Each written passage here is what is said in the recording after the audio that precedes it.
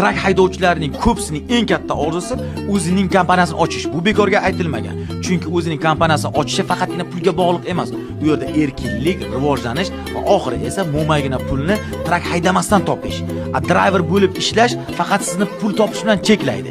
Ya'ni vaqtingizni pulga sotasiz, qancha ishlasangiz shuncha charchaysiz va shuncha stress olasiz. Oyligingiz esa doimgidek $7,000 dan $12,000 gacha tashkil qilib qolaveradi. Kompaniya ochilgandan keyin driverlar siz uchun ishlaydi. Daromad esa bitta odamga bog'liq bo'lmaydi.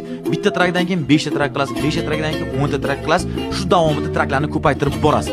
Bu yerda esa haqiqiy o'sish paydo bo'ladi. Eng katta asosiy sabab bu nima shu yerda?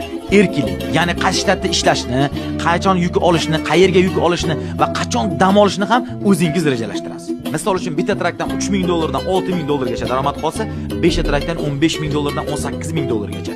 10 ta trakda esa $50,000 yoki undan ham ko'proq daromad qolishi mumkin. Lekin bu raqamlar to'g'ri boshqaruv natijasida kelib chiqadi. Bu yerda bir haqiqat bor. Kompaniya ochish oson emas. Bu yerda hujjatlar, risklar, soliqlar va shunga o'xshagan qiyinchiliklar bor. Ayniqsa birinchi yil juda ham ko'p xato bo'ladi. Buning natijasida esa ko'p odamlar driver bo'lib qolib ketadi.